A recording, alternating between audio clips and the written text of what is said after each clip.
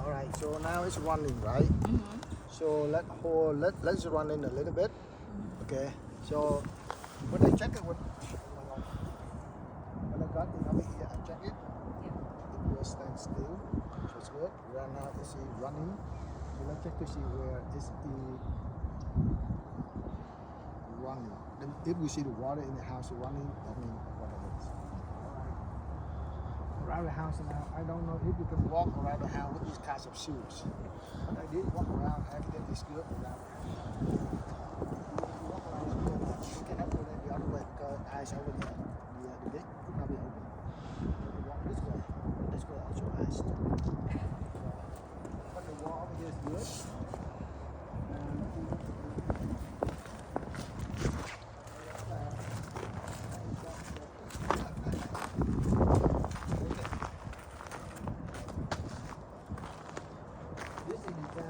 This is just the valve box, sprinkler system valve box.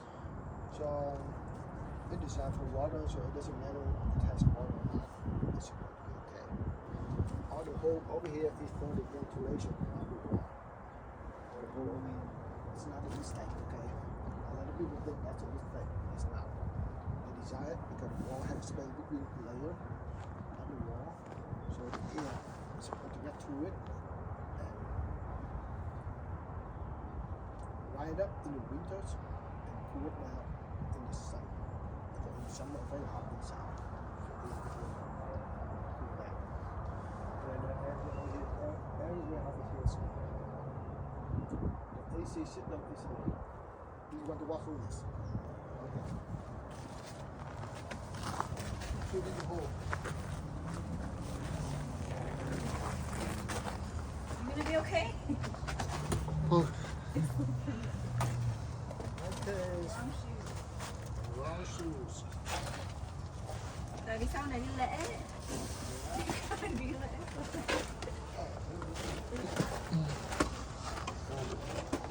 Our wall over here, it's called expansion doors. They design it that way. Basically, have a lot like that, and put silicone over here, so that in case the material is going to be expand and shrink. Right, so it's hard to explain a little bit, and this is made for it. And then in case you have a foundation problem, the foundation settle down, that's a way to think about it, right? So that's the design. Without that line, when the foundation is settled, if the foundation is settled, it will have a crack on the wall. But that one will prepare for the foundation settlement if it happens. You want to explain this one? That's it's called rain sensor for the sprinkler system. The what? Rain sensors for the sprinkler system. So what I mean is, you turn it on sprinkler system for the summers. On that day, you have rain. So this one sends a signal to the system and say, hey, you have rain. And then you turn off the system. It doesn't turn on the system for 24 hours or something like that. It depends on the setup. But that's a rain sensors. But this one is run by battery, so you know what I mean. Battery, if it run out battery, it doesn't work no more. For my perspective, anyway, personally, I don't think it's important. Yes, actually we have rain, but if it rains, it's the system anyway, so it's just not much anyway, so it's not. This is for the clean out system. So that's in case your bathroom gets clogged or whatever, the plumber needs to clean it out. The sewage system, right? So they open it, they have a snake, and clean it out. So all the hole over here for the vent, for the air. You see that hole over here? For the air to get into the attic, to get the air in the attic out, the hot air. So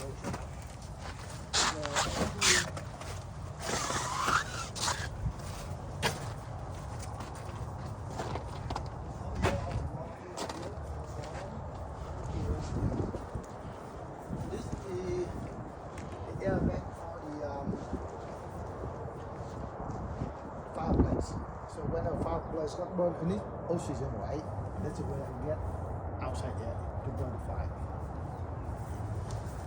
Over here, everything is good. Everything is good for camera.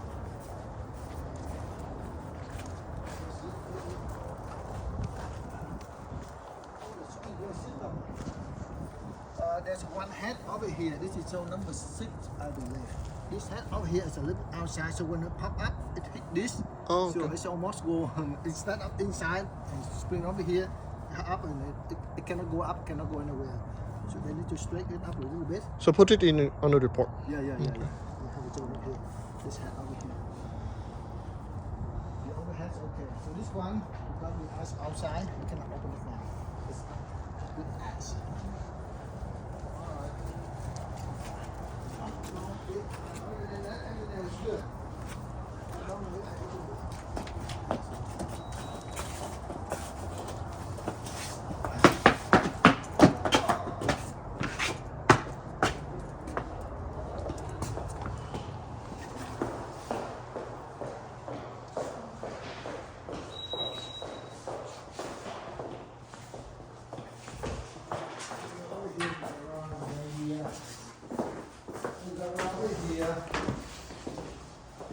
So the electrical panel over here is good. There's no gas in the house. Everything is electrical. There's no gas. The water heater's okay. No problems. Up there, everything's okay too. I don't know whether you want to get up there, but it's roomy and pretty good. It's pretty good. On Tuesday, we're gonna go up there again with the builder. Okay. Okay. Yeah. So right now, so other than that, everything over here in this house is good. This room is good. Okay. No problem at all. The sprinkler system have private zones. That's a lot. So that means that's something you have to think about when you water the system. It's just a lot because you have to water all this, all the walkway. So let's have a total of 10 zones. 8, 9, and 10 over here. So there's nothing wrong with that. But just one little thing, but just don't you know that I have to try to waiting for him to try that. Right now everything's turned off. Alright. You stay over here.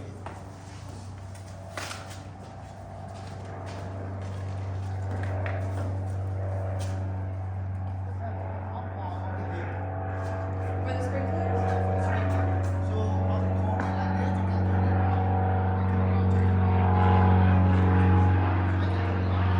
on. So that's the valve for the sprinkler. That's for this one. So the wall here, you turn it on.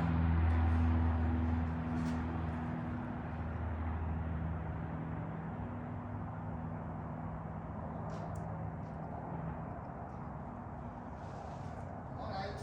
The water leak is from this guy. So it's gonna be on the report. Okay, now we have to get out over here. Okay, man. So, This way is better. Grass here.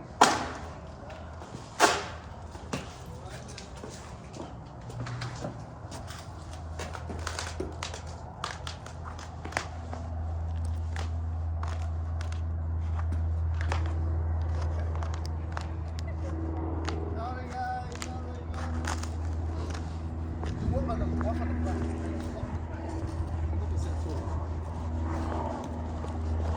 So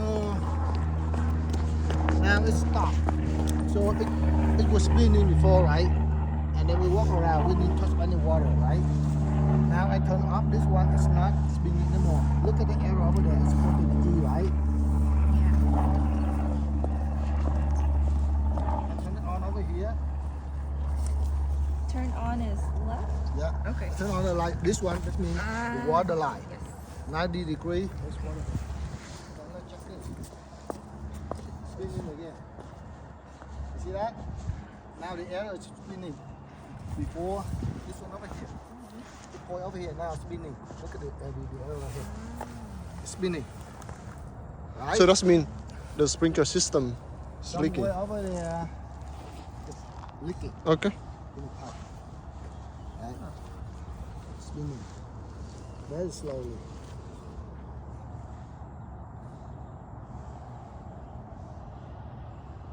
Does it stop now?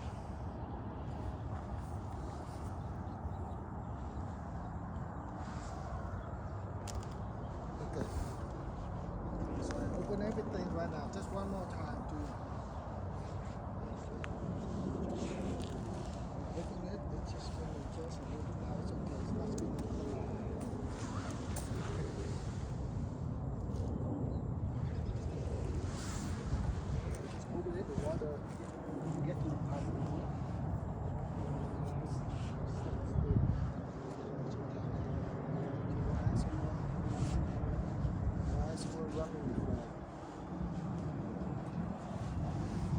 So let's stand over here for a little bit to see if it's spinning. But before I got in, I checked this and it will not spin in. So when you were here, it's a little bit weird, but now it's okay.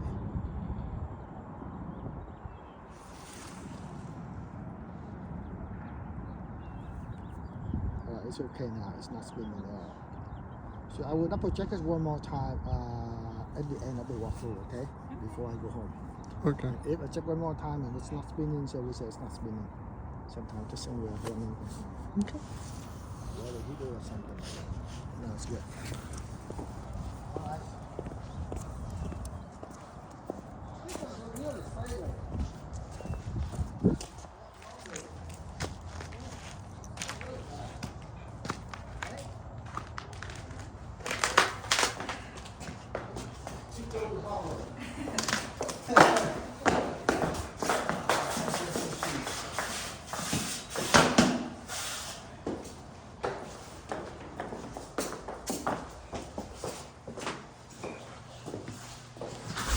Alright, so over here everything is good, no problem at all. You walk into here, this is the door for this. It's just a little bit more than what how the two doors fit together. But if you have a really better choice, if you have a door open this way, you have another problem. And you open this way, it just bother a little bit. Just a, you know, just let you know that it bother you when you go in and out the garage, especially I think when you want to park the car. And you use this way a lot, right? Yeah. So basically you open this, and then you have to open close this, and you open this, so but nothing you can do about it. Nothing you can do about it. Over here everything's good. Everything is good, no problem at all. We talked about the AC and heat pump system that we finished around the house. So all the outlets are missing, electrical, window, smoke detectors. Do you guys do the walkthrough with the On Tuesday. Tuesday? There are some cosmetic things that you need to put the sticker on, something like that one. But something like that one. So those are cosmetic stuff. Yeah, we will do it. You guys will put the sticker on. Put the wall over here. I'll take my shoe out.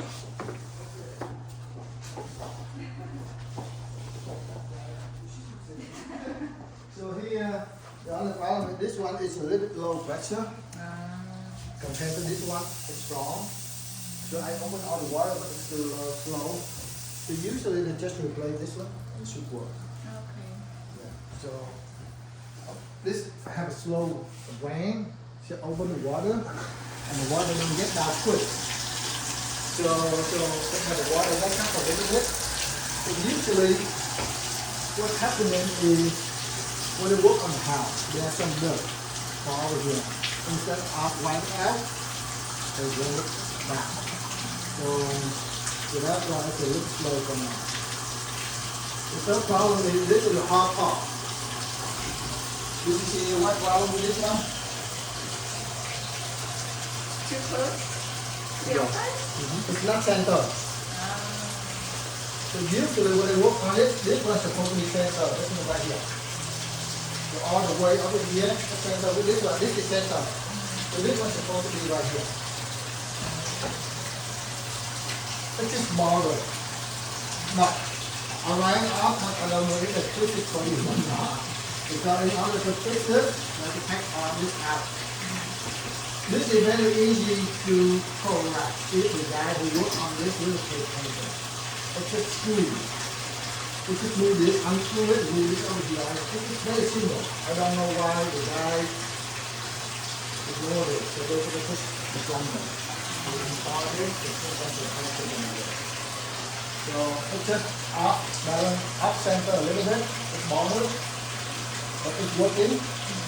So I don't know. That's a hard part for him, not for me. And if it doesn't work out, you are tough. I don't know. Probably you get used to it. Let this bother a little bit. Other than that, everything is okay. So everything is good. Yeah. So nothing over there. Everything is good. the water back up, and this is supposed to run out. Just leave a little bit and then you see. So,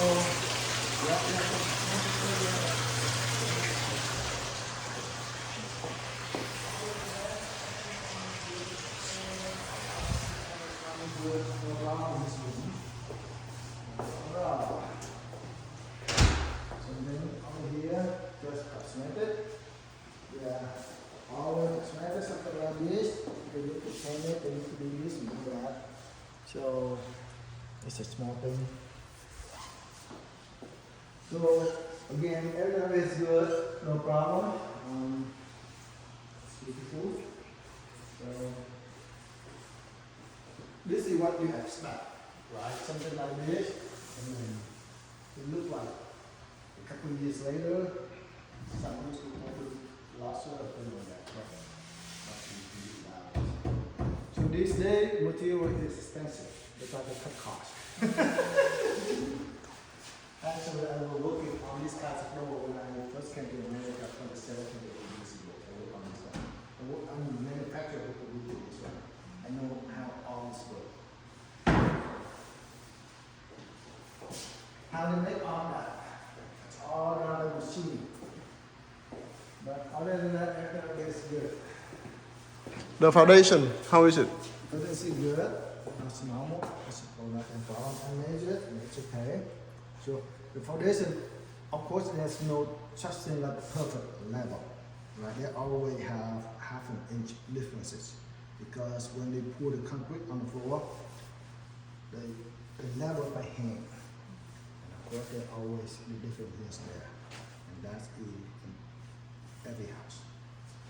All right, over here.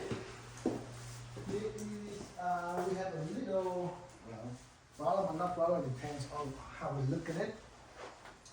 The thing is, when I turn on the heater, the temperature, so every room over here is 100 degrees at that register.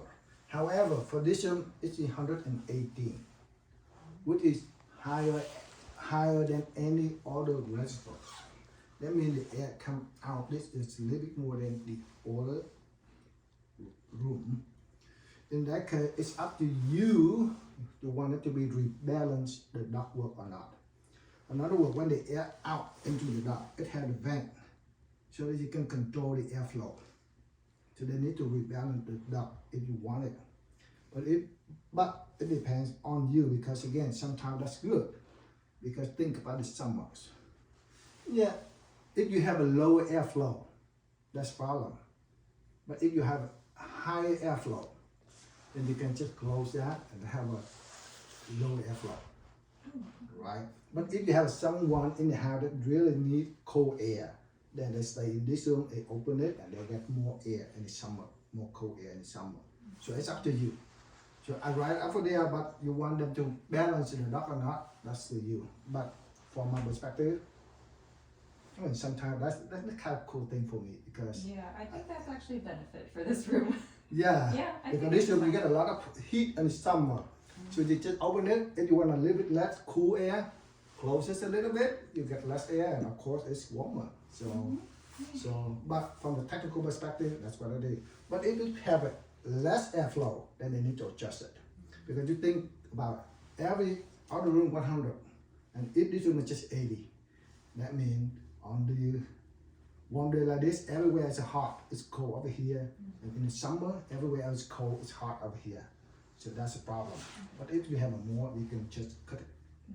You can just close some of those. So it's, I just write it up, but however, it's up to you to request them to repair it or not. Okay. But it's just simple.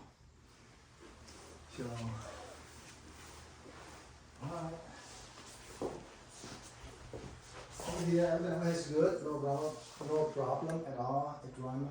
I let the water running for half hour to an hour. And check outside, no rain is problem. There's no leaking outside or anything like that. So a lot of time when I open this, the water get leak, go to outside. But for this house, okay. Over here, everything's good too, no problem. You see the cat over there? That's it. To cap, you put PVC cap. That's called the main clean out. So I open every faucet in the house. Let's just run for half hour, an hour, and I don't see water come out though. So that means there's no rain problem. I think it's good. Yes, a lot of people think that the new house should not have problem. Any problem like that, but in reality it does happen. I do new house and sometimes water back up and water get clogged. And people say why it's happen, why it's like that? It's just workmanship. So when they do the thing, they cut the pipe or whatever, thing drop into the pipe and they move the way it is and it got clogged. So that's how it's happening, but for this house it's okay. So again, workmanship thing. Alright, this house uses a heat pump. So come on here, I'll show you what it is. You need to learn how to use the system.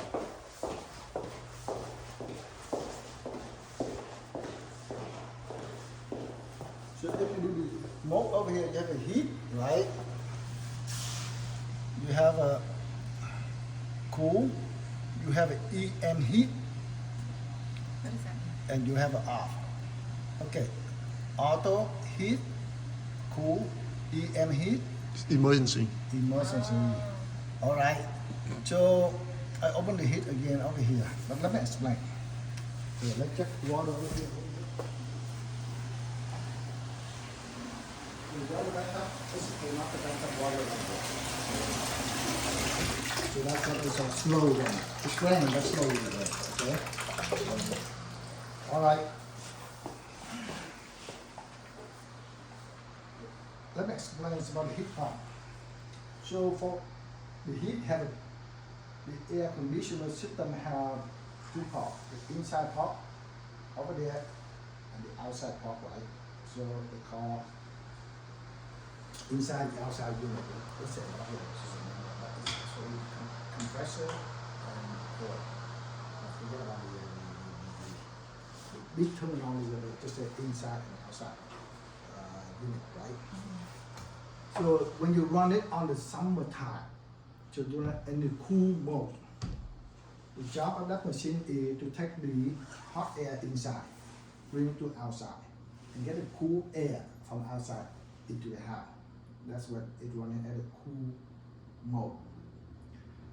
And then when it's running at the heat mode, it switch the orders. That means it has a valve actually. It switch the mode so that I get the, let me do a running right now. I get the cool air inside, outside, and get the heat from outside in. But if outside temperature is less than 30 degrees consistently, there's no heat outside. So that means machine is running, but there's no heat to keep inside. It's not going to be hot in the house. In that case, you have to switch into the emergency heat, right? Emergency heat in the system does look like the range over there. So it has an element over there, and it's electrical to heat it up and airflow go through it, heat up the air and go to the house. So imagine that it just be the range exactly the same thing, the same principle, two elements in there. So the key to remember is, but when you run the heat mode, that means you use the AC system to run the heat mode. That means you save electricity. It's more energy saving. But when you run in the emergency heat, it costs more with the electricity stuff. Okay? But the key thing, when the outside temperature is consistently less than 30 degrees, run any emergency heat. EM heat, that's what that's for. So that reason why the heat pump is just for South state, I mean Texas area is South state, because the temperature is not rarely get below 30 consistently. We have a couple days, but that's all. So that's normal. But it doesn't work for the east, right? Because for the east, they are below 30 degrees for a long time. If you run the heat pump, they're going to be trouble. So remember, regularly run the heat mode with the heat pump to save energy. Good. But it's less than 30 degrees consistently for then go to the emergency heat, which costs you more. with the electricity. And if I run the system at the heat mode, I don't need to test it at the cool mode anymore. Because they have just the same thing. It just reverts the order of things, so it should be good. Alright, so that's me. I just try to emphasize you that thing because again, a lot of people get into the house and they don't know what heat pump is. And when in the cold day, they run it at the heat mode instead of emergency heat. And the system is in big trouble. Especially if you got cold at 2-3 weeks, the system keep running, and you don't have a hot there, and then you call technician come out and say, just go to EM heat, that's all you need to do. And things like that. But sometimes it causes it breaks the AC system. It keep running for so long and it doesn't work right, and it keep running and it breaks the system. So I do the fault investment, and that's one of the things that people keep reminding the tenant. Switch to EM heat, switch to EM heat, keep reminding them, otherwise they break the system. Okay, but they have installed a system to save the energy, and that's the purpose of it. All right, so for this house in general, the big thing is, not really a big thing, a couple of small things like that, but probably the big thing is that shower head is not centered. It's difficult to fix. It's difficult. And the only thing they can easily fix it, but they should fix it. And that will be it. So what about the roof? The roof is good, of course. I cannot get on it because the eye on it, but I'll do it later. It's time and watch it, and it's okay.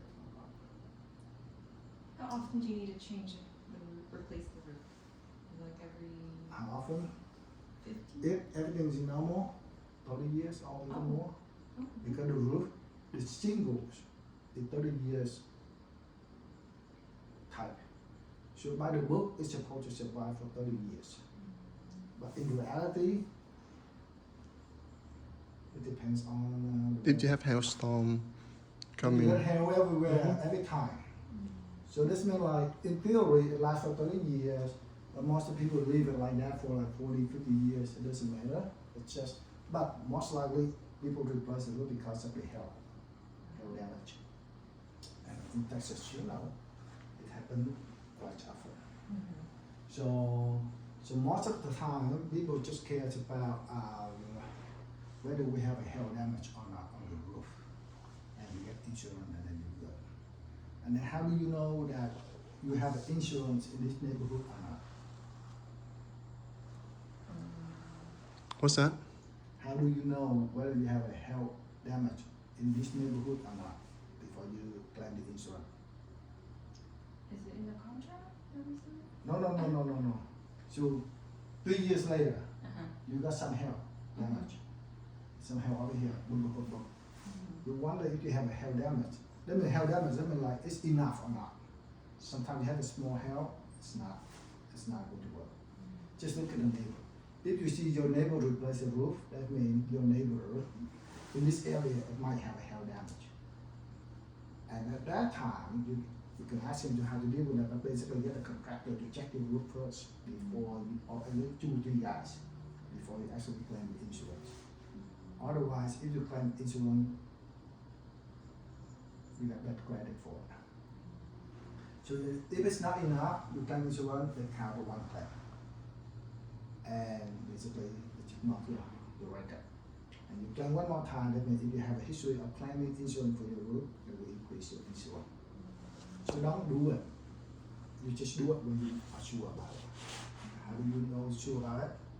You see the neighbor, you ask the contractor to get up there, and 2 or 3 guys to check to see, are you sure that's enough? They say it's enough, then declare insurance. Otherwise, don't do anything, okay? No, because whenever you get the help in this area, you have 2 years to claim the insurance. So don't be the first one. It's just like go to the battle, right? You want to be on the back, you don't want to be up front. You do that queue first.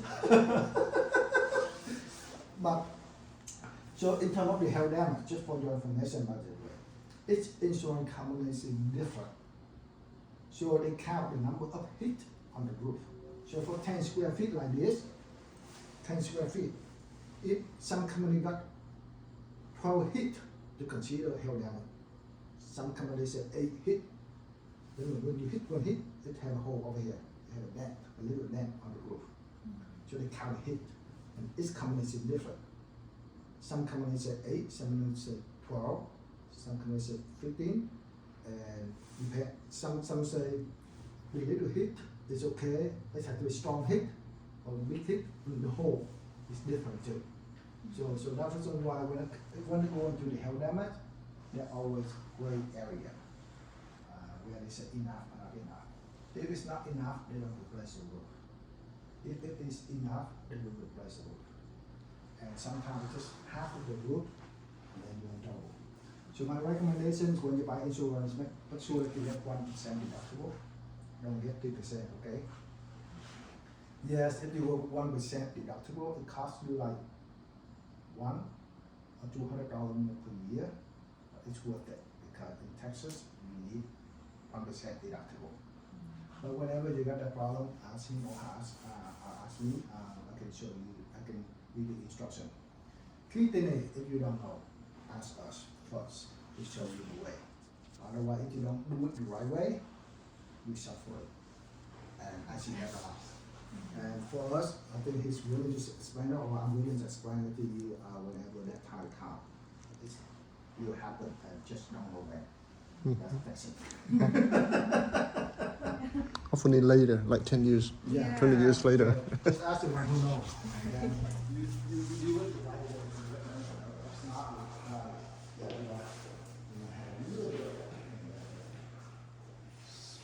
all right, so. So the window is good? No leak in the window? It's good. Your house is in the corner, so it's good. But it costs you more money to water the yard. You can open the gate over here and get inside over here. You put the jump. This has no gate. Oh. Okay. So, any question for him? So if I were to paint the cabinets, would that be okay if I paint it? Do I need to use like a certain paint or? Paint the cabinet? Yeah. Man, Like the color. that's a really surprise. I think, but personally, I recommend not. Because right now I stain it resists water much better than paint. So in order to paint it, you know what they're doing? They have to sand all the stain out. And then do 2 or 3 coats of paint. They have to do it the right way. If not, it will survive for 1 to 2 years and you just stain everywhere on that. So if you do the build, even when you replace it, if it is the same paint one, they don't stain it. The surface of the wood is rough, so the paint get on it and stick in it, and it lasts for a long time. Right now, when you put the stain on it, you have a collar which is make it water resistant of the steel, so the paint will stick on it. So you have to sand it off, make the surface rough, and you have to do 3 coats of paint. That's how you should do it. But it has to be professionally done, otherwise, paint is not really good. But I don't know why I my paint. I prefer stain because it's water resistant. You can open it and it lasts for a long time, 10, 15 years. For paint, just a couple of years, and then you get stain on it. No paint with you like white. I want it too white. White, right? So, but in life, that's how it is, right? I mean, white is beautiful because it's prideful.